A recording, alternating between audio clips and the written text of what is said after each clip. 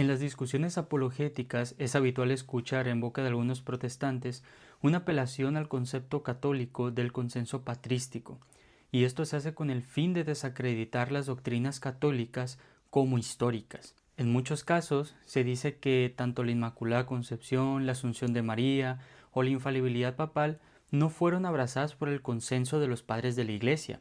Incluso llegan a decir que las formulaciones posteriores fueron rechazadas por los mismos. Como sucede en la mayoría del tiempo, estas críticas están desprovistas de argumentos serios y en la mayoría surgen de malentendidos acerca de lo que enseña realmente la Iglesia Católica.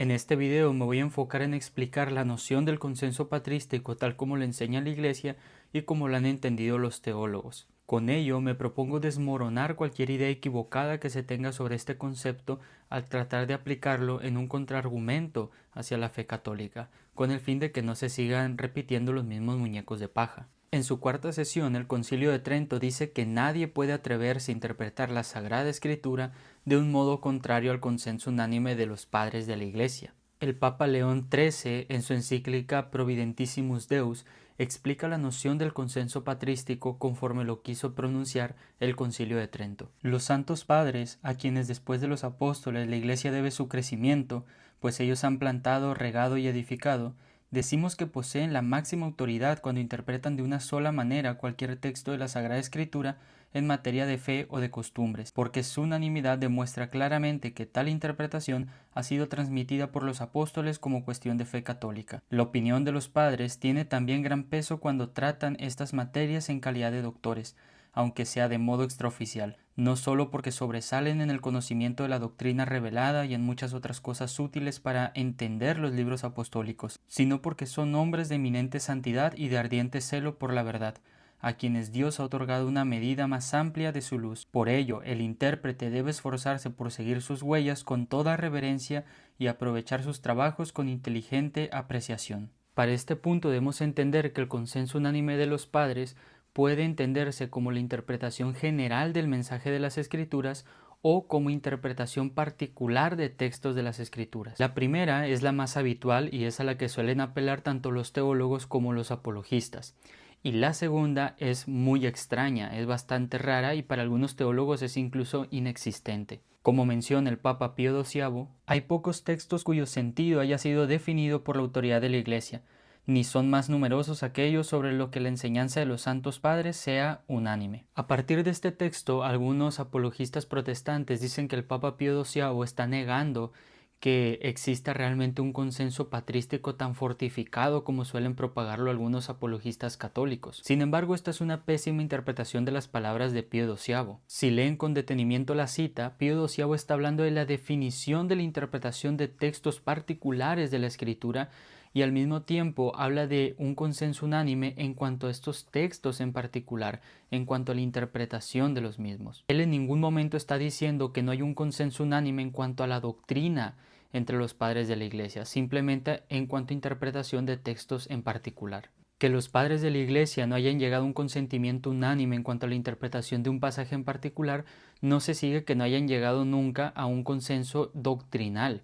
Eso es un salto lógico injustificado. Esto es bastante normal ya que los padres de la Iglesia manejaban diferentes tipos de métodos interpretativos, por lo que a veces no iban a llegar a la misma conclusión y de hecho me atrevo a decir que en la mayoría de los casos no iban a llegar a la misma conclusión o a la misma forma de interpretación de un pasaje bíblico determinado. Sin embargo, como ya dije, eso no implica que no pudieran alcanzar una unidad doctrinal. Por poner un ejemplo, cuando los padres de la Iglesia leían Marcos 6:3 y otros pasajes en los que se hablaba de los hermanos de Jesús, algunos padres de la Iglesia, sobre todo en Occidente, interpretaron que estos hermanos de Jesús eran realmente sus primos, y lo hicieron a partir de otros pasajes de las Escrituras que revelan la identidad de estos hermanos de Jesús. Sin embargo, en su mayoría los padres orientales interpretaron que estos hermanos de Jesús de Marcos 6:3 eran en realidad sus medios hermanos, eran hijos de José de un matrimonio anterior a María. Sin embargo, a pesar de estas diferentes interpretaciones sobre Marcos 6:3 y otros pasajes de las Escrituras respecto a los hermanos de Jesús,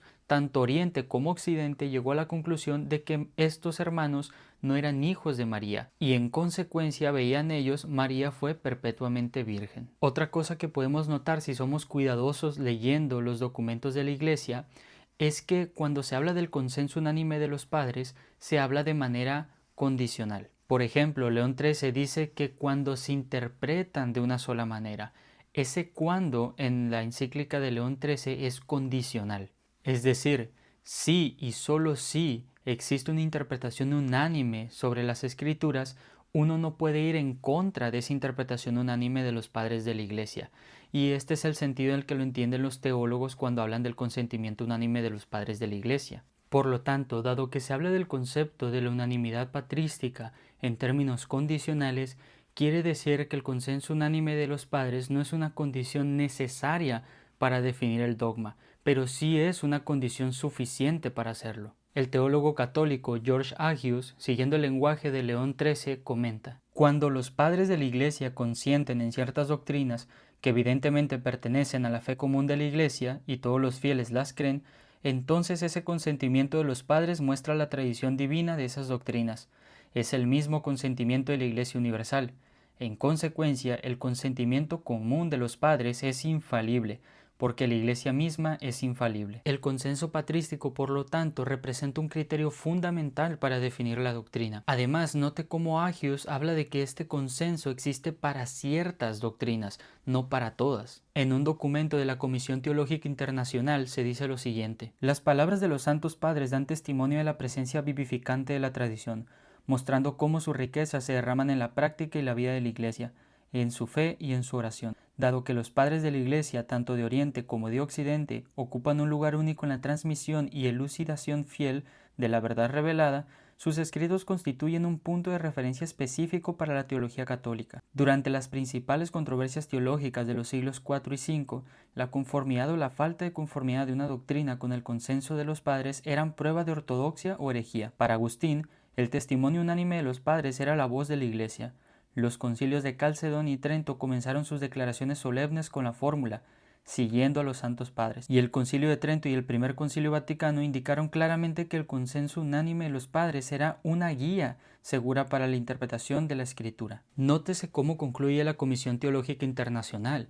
El consenso unánime de los padres es una guía para la interpretación segura de la escritura, pero no la única guía para esa interpretación segura. Por lo tanto, esta unanimidad patrística es una garantía de la ortodoxia. El consenso unánime de los padres es un instrumento y un testigo fiel de la tradición apostólica, pero no son el único testigo en absoluto. De hecho, el Concilio Vaticano II menciona en su Constitución Lumen Gentium que el sensus fidelium o el consentimiento unánime de los fieles es también un testigo de la tradición apostólica. La totalidad de los fieles que tienen la unción del santo no puede equivocarse cuando cree, y esta prerrogativa peculiar suya la manifiesta mediante el sentido sobrenatural de la fe de todo el pueblo, cuando desde los obispos hasta los últimos fieles laicos presta su consentimiento universal en las cosas de fe y costumbres. Este testigo de la tradición se le conoce técnicamente como sensus fidelium y son un testigo de la tradición apostólica.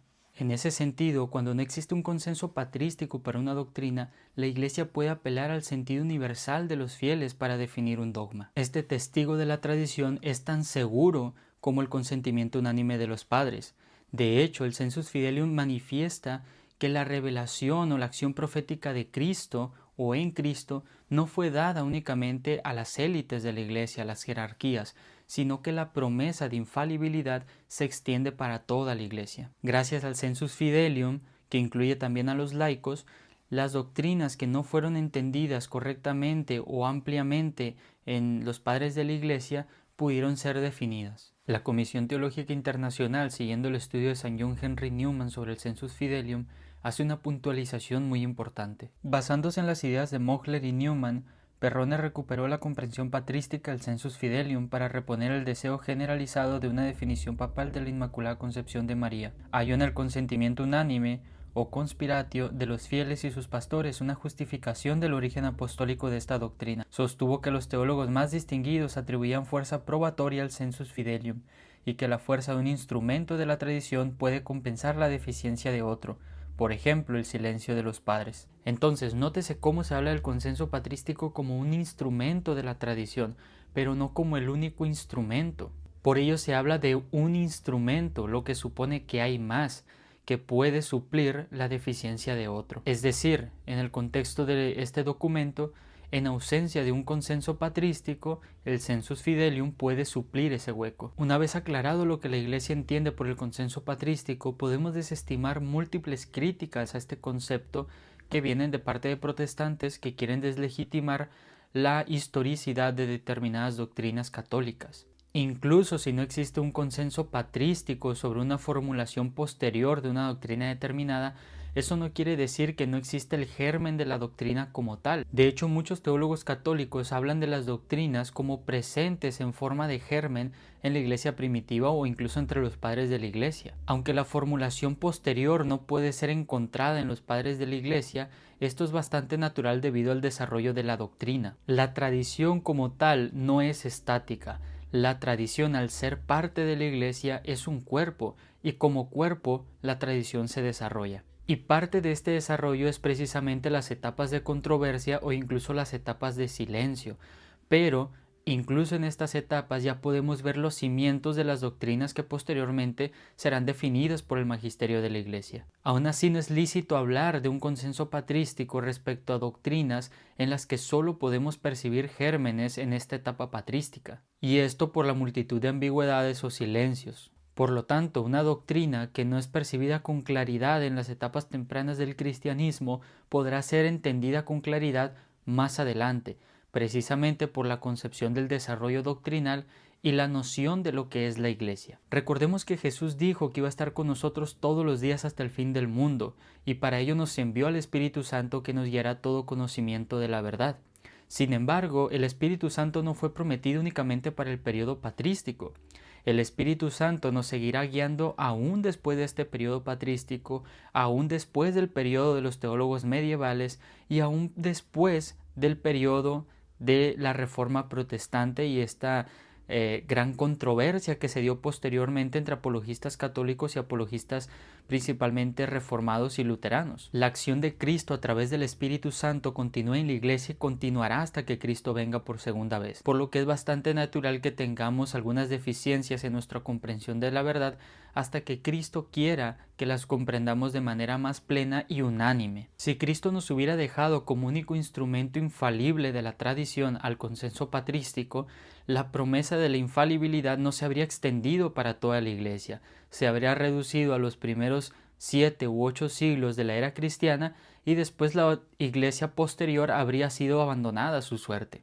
Pero esto no corresponde con las promesas de Jesús. Por ello es que la Iglesia ha entendido que el consentimiento unánime de los fieles es vital para la comprensión del dogma, porque Dios sigue actuando a través de su Espíritu Santo en la Iglesia de hoy en día.